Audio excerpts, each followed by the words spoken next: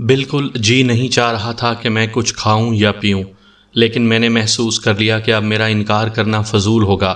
رادھا اصرار کرتی ہی رہے گی، لہٰذا حجت میں وقت ضائع کرنے سے کوئی فائدہ نہیں۔ میں نے لنچ باکس میں سے صرف ایک چکن لیگ پیس کھا کر پانی پیا اور پھر کافی انڈیل کر ہلکی ہلکی چسکیاں لینے لگا۔ رادھا بڑی سموتھ ڈرائیونگ کر رہی تھی۔ ہاں، میں کافی کی چسکیاں لیتا ہوا بولا، اب بتاؤ۔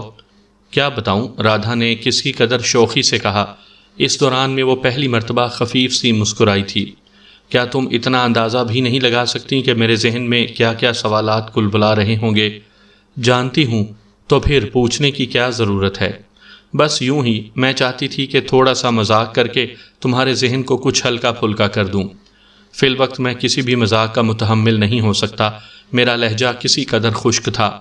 رادھا نے میرا یہ موڈ دیکھا تو وہ بھی سنجیدہ ہو گئی۔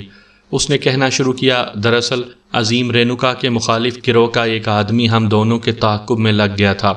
اس کا امکان تو نہیں تھا کہ عظیم رینوکا کو اس کا علم شروع سے نہ ہو، لیکن اس نے کسی مصلحت سے رات 4 بجے، بلکہ یہ کہنا چاہیے کہ صبح 4 بجے اس کے بارے میں مجھے اطلاع دی اور حکم دیا کہ آنے والے اسٹیشن پر میں بہت خاموشی کے ساتھ اتر جاؤں۔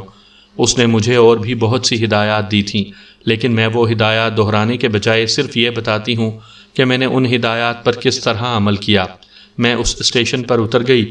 عظیم رینوکا کے خادم ہر شہر میں پھیلے ہوئے ہیں۔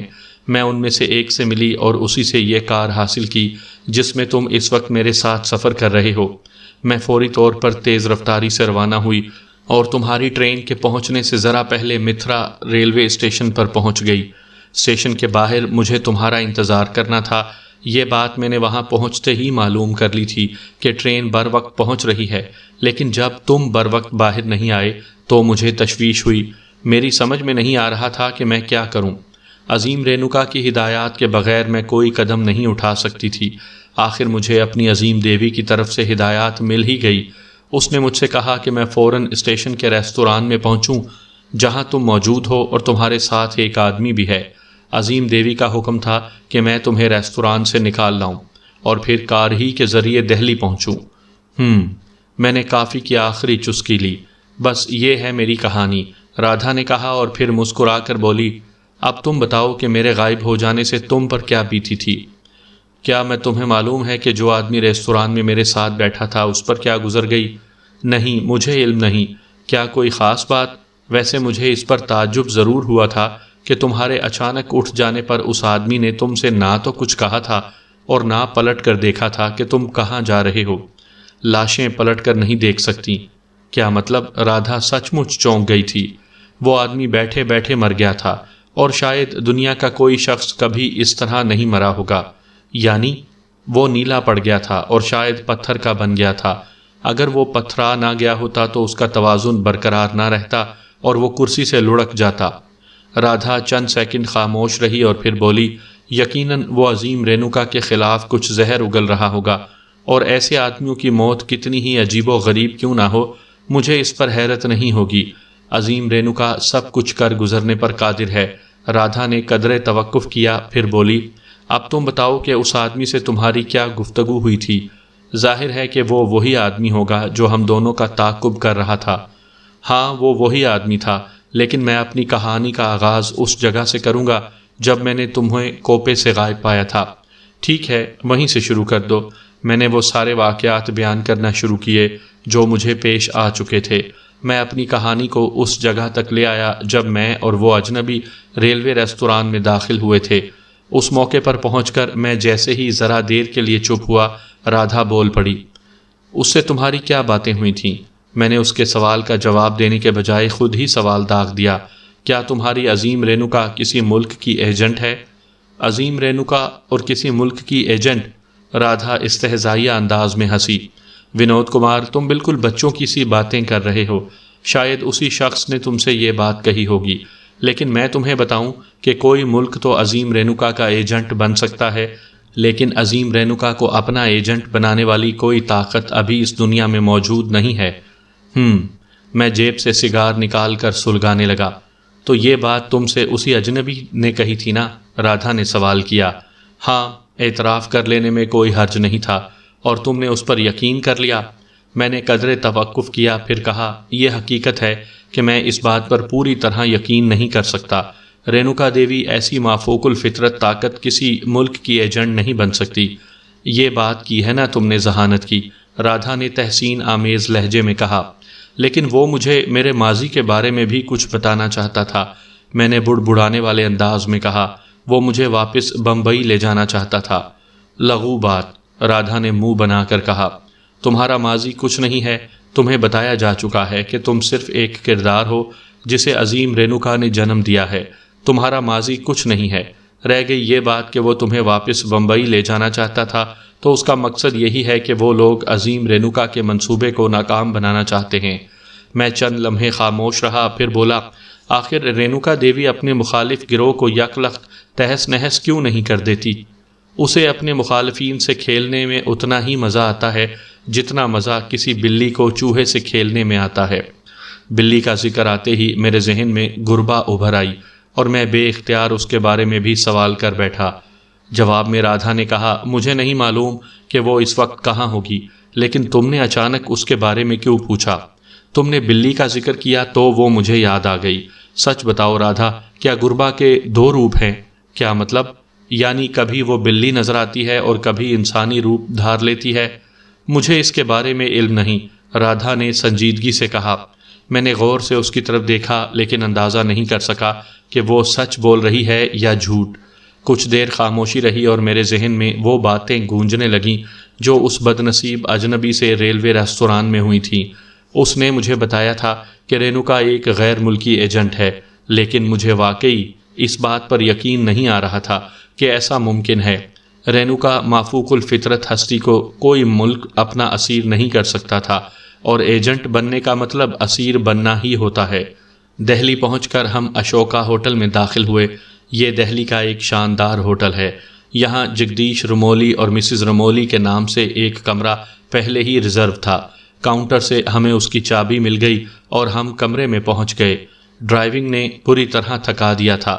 رادھا بستر پر تقریباً گرتی ہوئی بولی، اس وقت آرام کے سوا کچھ نہیں کیا جا سکتا، شام کو ہمیں ضیافت میں بھی شریک ہونا ہے۔ وہ آج ہی ہے؟ ہاں، میں آرام کرنے سے پہلے غسل کر کے کپڑے ضرور تبدیل کروں گا۔ مجھ میں تو کسی کام کی بھی ہمت نہیں ہے۔ رادھا نے لیٹے لیٹے پیروں ہی سے اپنے سینڈل اتار دیے اور انہیں ادھر ادھر اچھال دیا۔ میں باتھ روم میں جا گھسا۔ شاور کی پھوار نے مجھے بڑا سکون پہنچایا۔ میری ساری الجھنیں اسی پھوار میں بہہ گئیں اور میں تازہ دم ہو کر باتھ روم سے باہر نکلا تو رادھا کی آنکھیں بند تھیں۔ معلوم نہیں سو چکی تھی یا سونے کی کوشش کر رہی تھی، لیکن میں نے یہ جاننے کی کوشش نہیں کی اور خود بھی لیٹ گیا۔ آرام میں بھی کرنا چاہتا تھا اور حالات ایسے تھے کہ میں خود کو بھی حالات کے دھارے میں چھوڑے رکھنے کے سوا کچھ نہیں کر سکتا تھا۔ ویسے یہ بات پہلے بھی کئی مرتبہ میرے ذہن میں آئی تھی، لیکن پھر کوئی نہ کوئی ایسا واقعہ ہو جاتا تھا کہ الجھنیں میرے ذہن میں سر تان کر کھڑی ہو جاتی تھیں۔ ہم نے شام تک آرام کیا۔ مجھ سے پہلے رادھا اٹھی تھی اور اس نے مجھے اس وقت جگایا تھا جب وہ غسل اور کپڑوں کی تبدیلی کے بعد میک اپ وغیرہ بھی کر چکی تھی۔ اس نے خود کو ہر اعتبار سے اس طرح سجایا تھا کہ میں اسے دیکھتا رہ گیا تھا۔ کیا دیکھ رہے ہو؟ رادھا کی آواز میں گھنگرو تھے۔ کویتا، میرے منہ سے بے اختیار نکل گیا۔ نہ جانے یہ کس کوی نے لکھی ہے؟ بھگوان نے، اس کے ہونٹوں کی کلیاں چٹکیں۔ میں نے جواب دیا، اس وقت بھگوان بہت ہی آرٹسٹک موڈ میں ہوگا، لیکن مجھے تو اس وقت تم ہی بہت آرٹسٹک موڈ میں معلوم ہو رہے ہو۔ آرٹ کا شاہکار دیکھ کر تو ایسا ہونا ہی چاہیے۔ یہ شاہکار تو تم کئی دن سے دیکھ رہے ہو۔ آج کی بات ہی کچھ اور ہے۔ یہ جملہ میں تمہارے بارے میں بھی کہہ سکتی ہوں۔ کیسے؟ تم بھی آج سے پہلے اتنے غیر متفکر نظر نہیں آئے۔ ہاں، میں نے ایک طویل سانس لی۔ اب میں نے خود کو صبر کر لینے کا فیصلہ کر لیا ہے۔ ہر وقت الجھے رہنے سے کوئی فائدہ تو ہوگا نہیں۔ گڈ۔ رادھا نے مجھے تحسین آمیز نظروں سے دیکھا۔ آج تم بڑی ہی عقل مندی کی باتیں کر رہے ہو۔ خیر، اب تم جلدی سے تیار ہو جاؤ۔ جلدی سے کیوں؟ میں نے گھڑی کی طرف دیکھا۔ میں 7-8 سال بعد دہلی آئی ہوں، ذرا دیر گھومنا چاہتی ہوں۔ اس عرصے میں یہاں کچھ تبدیلیاں تو آئی ہوں گی۔ گھومنے پھرنے میں کچھ وقت گزر جائے گا اور پھر ہم راشٹرپتی بھون چلیں گے۔ میں بستر سے اٹھ کر غسل خانے میں جا گھسا۔ صرف منہ ہاتھ دھو کر میں نے کپڑے تبدیل کیے۔ اتنی دیر میں رادھا نے کمرے ہی میں کافی منگوا لی تھی۔ کافی پی کر ہم ہوٹل سے نکلے اور اس جگہ پہنچے جہاں رادھا نے کار کھڑی کی تھی۔ تمہارا موڈ ہو تو تم ڈرائیونگ کرو، رادھا نے کار کی چابی میری طرف بڑھائی۔ نہیں، میں نے جواب دیا، تم ہی چلاؤ، یہ راستے میرے لیے قطعی اجنبی ہیں۔ یہ حقیقت ہے کہ جس طرح میں بمبئی کے چپے چپے سے واقف تھا، اسی طرح دہلی کے گلی کوچوں سے ناواقف۔ اس سے یہ بات ثابت تھی کہ میں پہلے کبھی دہلی نہیں آیا تھا۔ رادھا نے ڈرائیونگ سیٹ سنبھالی اور میں اس کے برابر بیٹھ گیا۔ کار حرکت میں آ گئی۔ ابھی رات کا آغاز ہونے میں چند منٹ باقی تھے۔ رادھا نے ایک جگہ رک کر گاڑی میں پیٹرول بھروایا اور ہم پھر چل پڑے۔ رادھا مجھے سڑکوں اور مشہور عمارتوں کے نام بھی بتاتی جا رہی تھی اور میں ان کو ذہن نشین کرتا جا رہا تھا۔ آخر 8 بجے سے کچھ پہلے رادھا نے مجھ سے کہا، اب ہم راشٹرپتی بھون چل رہے ہیں، ایک بات بتاؤ رادھا۔ پوچھو۔ میں تو جگدیش رمولی کا ہم شکل ہوں، لیکن کیا تم بھی اس کی بیوی کی ہم شکل ہو؟ نہیں، تو پھر تم اس تقریب میں میری بیوی کی حیثیت سے کیسے شریک ہوگی؟ اس لیے کہ وہاں جگدیش رمولی کی بیوی کو پہچاننے والا کوئی نہیں ہوگا۔ جگدیش اپنی بیوی کو کسی تقریب میں کبھی اپنے ساتھ نہیں لے جاتا۔ وہ ایک بے ہنگم عورت ہے، اتنی موٹی کہ اس کے لیے 1 فرلانگ پیدل چلنا بھی مشکل ہے۔ تو جگدیش کو ایسی عورت سے شادی کرنے کی ضرورت ہی کیا تھی؟ دراصل شروع میں وہ ایک اچھی خاصی قبول صورت عورت تھی، لیکن شادی کے بعد بہت تیزی سے موٹی ہوتی چلی گئی۔ اسی موٹاپے کی وجہ سے اس کے نقوش بھی بھدے ہو گئے۔ اگر ان کے 2-3 بچے نہ ہو گئے ہوتے تو شاید جگدیش اسے طلاق دے دیتا، لیکن ابتدا میں تو لوگوں نے اس کی بیوی کو دیکھا ہوگا۔ اس وقت جگدیش کا سوشل اسٹیٹس اتنا بڑا نہیں تھا کہ وہ بڑی بڑی تقریبات میں شرکت کرتا۔ مایا دیوی تو اس پر یکا یک ہی مہربان ہوئی ہے۔ تمام جوابات اطمینان بخش تھے۔ ویسے بھی یہ سوچا جا سکتا تھا کہ ساری پلاننگ کے وقت رینوکا دیوی نے کسی بھی کمزور نقطے کو فراموش نہیں کیا ہوگا۔ کار ایک راؤنڈ اباؤٹ سے گزرنے لگی تو میں نے بیچوں بیچ ایک بلند و بالا گیٹ بنا ہوا دیکھا۔ یہ کیا ہے؟ میں نے رادھا سے پوچھا۔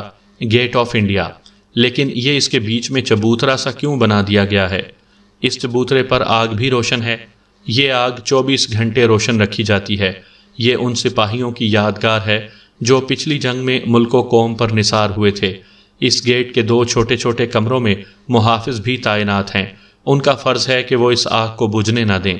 رادھا کا جواب پورا ہوتے ہوتے ہماری کار خاصی آگے نکل چکی تھی، ورنہ میں 1 منٹ کے لیے وہاں رکتا۔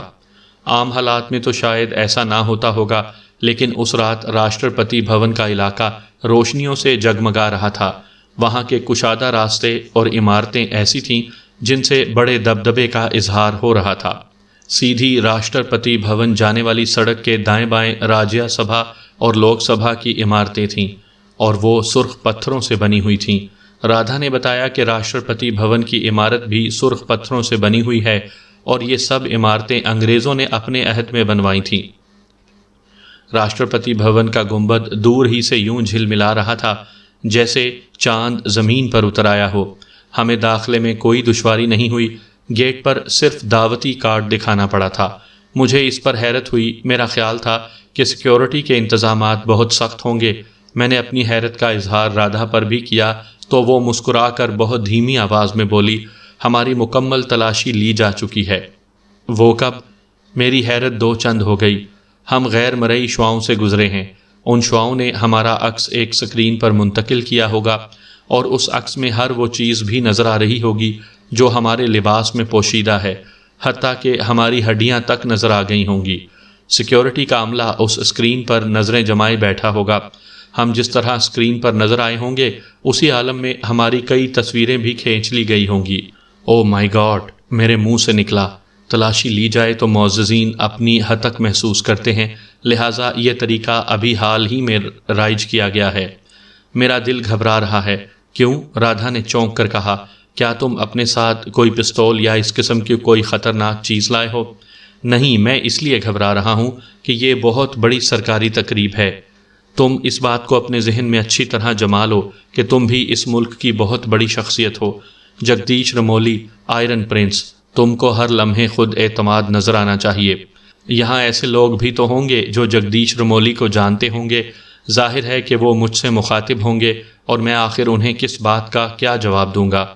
گول مول جواب دیتے رہنا۔ مجھے اور مجھ سے زیادہ رینوکا دیوی کو تمہاری ذہانت پر اعتماد ہے۔ تم اس قسم کی صورتحال کو آسانی سے ہینڈل کر لو گے۔ ویسے میں بھی تو تمہارے ساتھ ہوں۔ جگدیش رمولی کے تمام جاننے والے میرے لیے اجنبی نہیں ہیں، میں ان کے بارے میں سب کچھ جانتی ہوں، اس لیے میں بھی تمہیں کچھ نہ کچھ بتاتی رہوں گی۔ گفتگو یہیں تک پہنچی تھی کہ ہم اس وسیع و عریض لان میں پہنچ گئے جہاں مہمان جمع ہوتے جا رہے تھے۔ جگہ جگہ میز کرسیاں رکھی ہوئی تھیں، لیکن اکثر مہمان گروپ کی شکل میں ادھر ادھر کھڑے ہوئے تھے۔ مختلف مشروبات سے سجی ہوئی ٹرالیاں ادھر سے ادھر حرکت کر رہی تھیں، کسی بھی نوع کے مشروب کی کمی نہیں محسوس کی جا سکتی تھی۔ رادھا مجھے لے کر ایک خالی میز پر جا بیٹھی۔ میں ادھر ادھر نظریں دوڑانے لگا۔ مجھے وہاں 2-4 شناسا چہرے نظر آئے۔ یہ بھارت کے مختلف وزراء تھے جن کو میں اخباری تصویروں میں دیکھ چکا تھا۔ ایک باوردی شخص مشروبات کی ایک ٹرالی ہمارے قریب لے آیا۔ رادھا نے اس میں سے شیمپین اور جن کے گلاس اٹھا لیے۔ شیمپین اس نے اپنے سامنے رکھی اور جن کا گلاس مجھے دے دیا، لیکن میں نے احتجاج کرنا چاہا۔ شش، رادھا نے مجھے چپ کروا دیا۔ میں جانتی ہوں کہ تم وسکی پینا چاہتے ہوگے، لیکن یہاں یہ مناسب نہیں ہوگا۔ میں دیکھ چکی ہوں کہ یہاں جگدیش کو جاننے والے کئی افراد موجود ہیں، وہ تم کو وسکی پیتے دیکھ کر حیران رہ جائیں گے۔ جگدیش رمولی صرف جن پیتا ہے۔ میں نے منہ تو بنایا، لیکن مجبوری میں صبر کے سوا کیا ہو سکتا تھا۔ اسی وقت یہ غوغا بلند ہوا کہ وزیر اعظم اور شہزادہ چارلس آ رہے ہیں۔ تمام وزراء اور کچھ دوسرے لوگ ان کی پیشوائی کے لیے آگے بڑھے۔ آخر مجھے کیا کرنا ہے؟ میں بولا۔ رادھا ایک لمحے خاموش رہی اور پھر میری آنکھوں میں دیکھتے ہوئے اس نے سرگوشی کرنے والے انداز میں کہا، تمہیں یہاں شہزادہ چارلس کو قتل کرنا ہے؟ کیا؟ میرے منہ سے نکلا اور جن کا گلاس میرے ہاتھ سے گرتے گرتے بچا۔ اس کی پرواہ مت کرو کہ تمہارے پاس کوئی ہتھیار نہیں ہے۔ رینوکا دیوی نے سب بندوبست کر لیا ہے۔ ریوالور یہاں پہلے ہی سے پہنچ چکا ہے۔ عنقریب وہ تمہاری جیب میں پہنچ جائے گا۔ میرے ذہن پر ایک کثیف سا غبار چھانے لگا۔ میرے سان گمان میں بھی نہیں تھا کہ مجھے میری موت راشٹرپتی بھون کھینچ لائی ہے۔ اگر میں یہاں پرنس چارلس پر فائر کرتا تو پرنس کی موت واقع ہوتی یا نہ ہوتی، لیکن میں یہاں سے بچ کر نہیں نکل سکتا تھا۔ میں اتنا پریشان ہو گیا تھا کہ ایک ہی سانس میں جن کا گلاس خالی کر دیا اور ایک ٹرالی والے کو قریب آنے کا اشارہ کیا۔ ٹرالی قریب آ گئی تو میں نے جن کا دوسرا گلاس اٹھا لیا۔ اس وقت شراب ہی مجھے سہارا دے سکتی تھی۔ رادھا کی بات نے میرے ذہن پر ایک دھماکہ سا کیا تھا۔ جب ٹرالی چلی گئی تو رادھا نے مجھ سے کہا، آخر تم اتنا گھبرا کیوں گئے ہو؟ غلطی ہو گئی، میرا لہجہ شراب سے زیادہ تلخ تھا۔ مجھے تو اس وقت خوشی سے رقص کرنا چاہیے تھا۔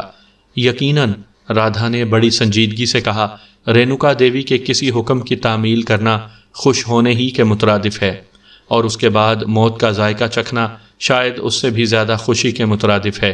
میرے لہجے کی تلخی میں اضافہ ہوا۔ موت صرف ان کا مقدر بنتی ہے جو رینوکا دیوی کے حکم کی تعمیل نہیں کرتے۔ رادھا کی سنجیدگی برقرار رہی۔ تعمیل کرنے والوں کو کبھی موت کا سامنا نہیں کرنا پڑا۔ اس کا جواب زہر خند کے سوا کیا ہو سکتا تھا؟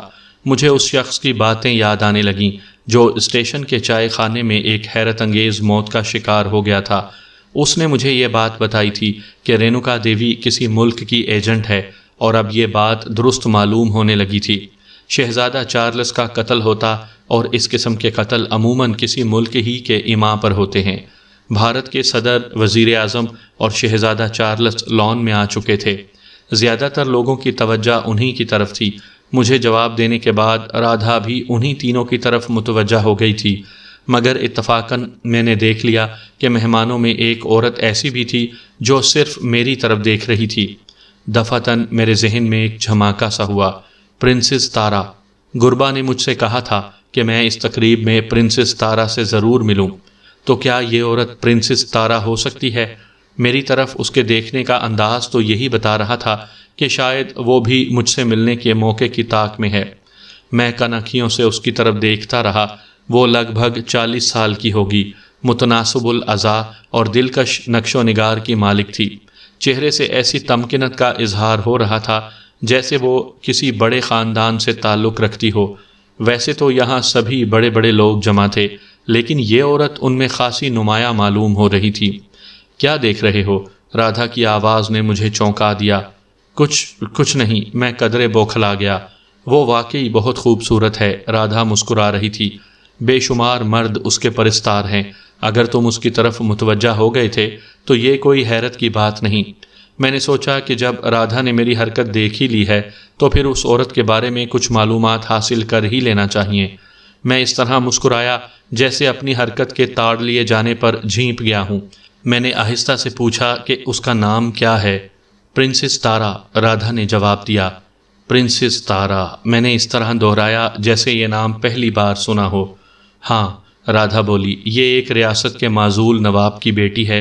اس کی عمر اتنی ہو چکی ہے لیکن اس نے اب تک شادی نہیں کی۔ کیوں؟ اسے کوئی مرد پسند ہی نہیں آتا، رادھا نے منہ بنا کر کہا۔ نہ جانے کیا سمجھتی ہے خود کو، مانا کہ بہت خوبصورت ہے، لیکن اب ایسا بھی کیا، اس کی شادی نہ کرنے کی وجہ سے اس کے بارے میں عجیب عجیب افواہیں بھی پھیلی ہیں۔ کیسی افواہیں؟ میرا خیال تھا کہ تم میری بات سمجھ جاؤ گے۔ میں چپ ہو گیا۔ دراصل رادھا کا یہ گول مول جواب ہی مجھے سمجھا سکا تھا کہ وہ افواہیں کیا ہو سکتی ہیں۔ خیر، رادھا بولی، ہم فضول باتوں میں پڑ گئے۔ مجھے ایک بات پر حیرت ہو رہی ہے، میں نے رادھا کی آنکھوں میں دیکھتے ہوئے کہا۔ ابھی تک جگدیش رمولی کا کوئی شناسہ میری طرف نہیں آیا۔ یہ اتفاق بھی تو ہو سکتا ہے کہ یہاں جگدیش رمولی کا کوئی شناسہ موجود ہی نہ ہو۔ ہاں، تو میں یہ کہہ رہی تھی کہ اب ہمیں کام کی باتیں کرنا چاہیے۔ کرو، میں نے ٹھنڈی سانس لے کر کہا۔ میں ابھی تم سے 3-4 منٹ کے لیے جدا ہوں گی۔ کہاں جاؤ گی؟ قریب ہی، رادھا نے جواب دیا، جہاں سے مجھے ریوالور لانا ہے۔ وہ ریوالور لا کر میں تمہیں دوں گی اور اسے تم شہزادہ چارلس پر اس وقت استعمال کرو گے جب تمام مہمان ضیافت گاہ میں داخل ہوں گے۔ کھانے کا بندوبست حال میں کیا گیا ہے۔ اس ریوالور کو تم کیوں نہیں استعمال کرتی؟ میں نے تلخی سے کہا۔ اگر یہ حکم مجھے ملا ہوتا تو میں ضرور ایسا کرتی۔ تو یہ حکم تمہیں کیوں نہیں ملا؟ یہ تم عظیم دیوی سے پوچھنا، رادھا نے منہ بنا کر کہا، اور پھر کھڑی ہوتی ہوئی بولی، میں ابھی آئی۔ وہ چلی گئی۔ میں نے اس دوران میں جن کا دوسرا گلاس بھی خالی کر دیا اور اب ایک ٹرالی سے تیسرا گلاس بھی اٹھا لیا۔ جن کے 2 گلاس پی کر میں نے بہت ہی خفیف سا سرور محسوس کیا تھا۔ اس کی وجہ غالباً یہ ہوگی کہ میں دماغی طور پر بہت شدید دباؤ میں تھا۔ ایک دلدل تھی اور مجھے احساس ہو رہا تھا کہ میں اس میں دھستا ہی چلا جا رہا ہوں۔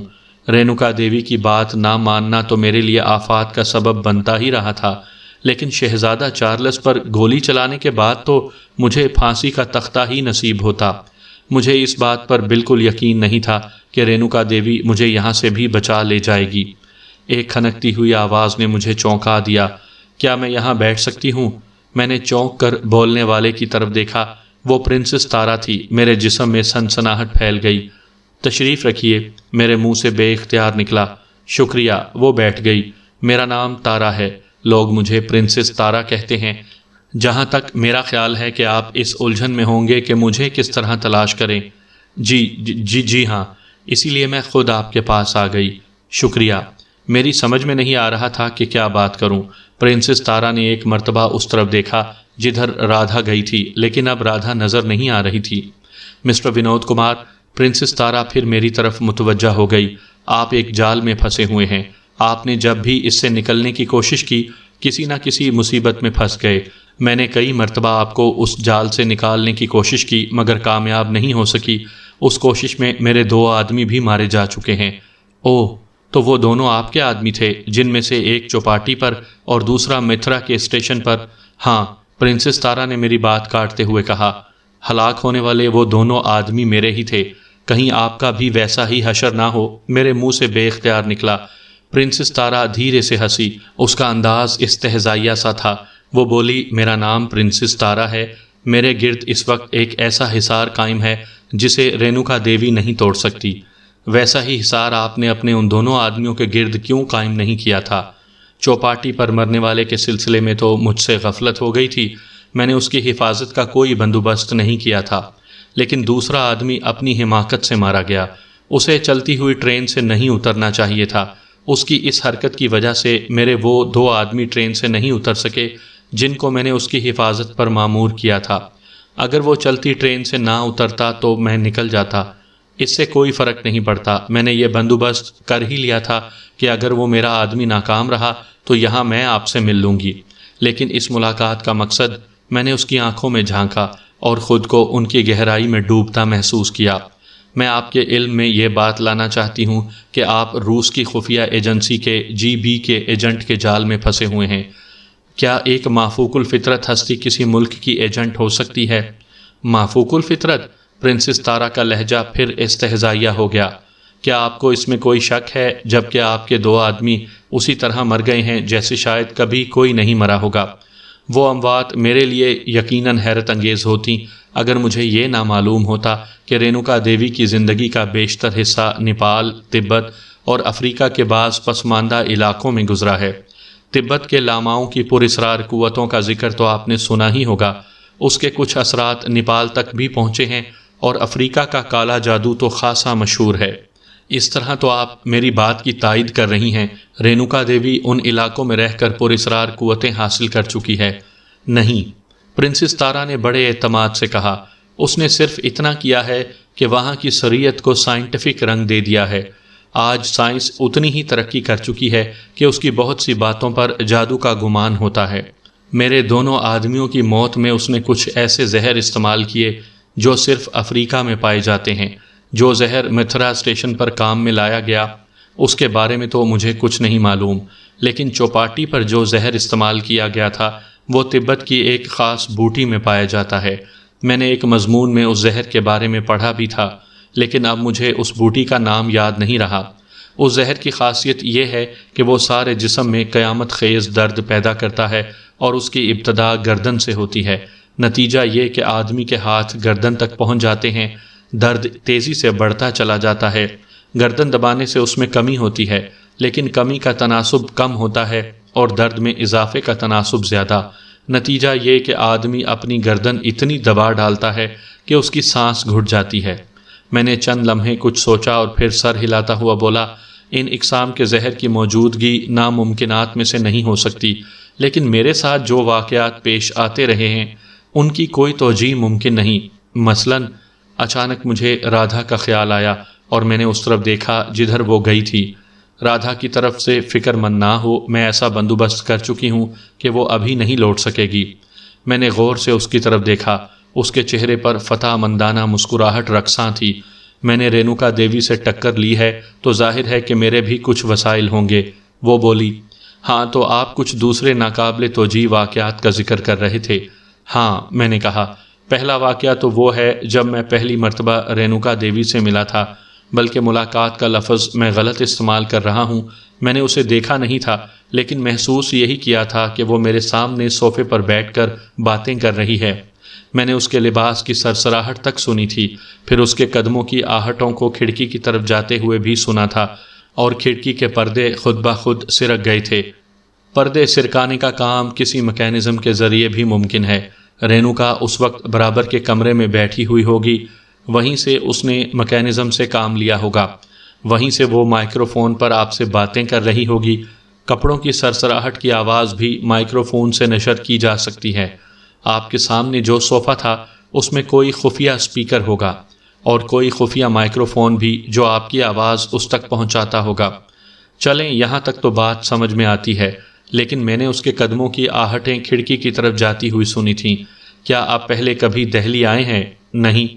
تو پھر ظاہر ہے کہ آپ نے لال قلعے میں ہونے والا لائٹ اینڈ ساؤنڈ کا پروگرام وہ بھی کبھی نہیں دیکھا ہوگا۔ یہ کیا ہوتا ہے؟ لال قلعے میں ایوان خاص اور ایوان عام وغیرہ کے لیے تماشائیوں کی کرسیاں بچھی ہوئی ہوتی ہیں۔ پروگرام شروع ہونے سے پہلے مکمل تاریکی کر دی جاتی ہے۔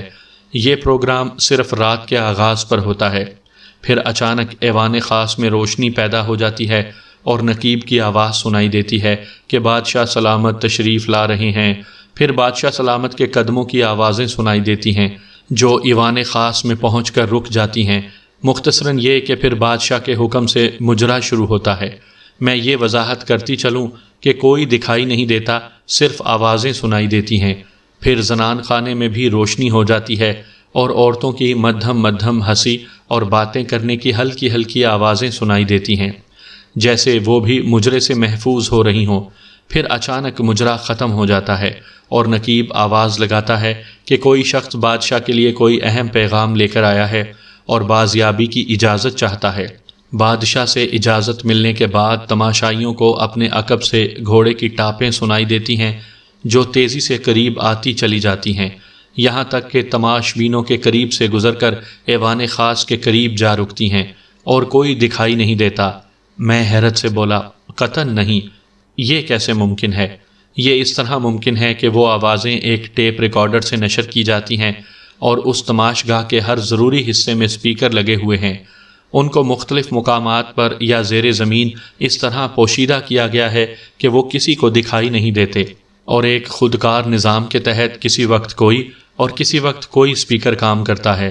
مثال کے طور پر جب گھوڑے کی ٹاپیں سنائی دیتی ہیں تو تماشائیوں کے بالکل پیچھے لگا ہوا اسپیکر کام کرتا ہے۔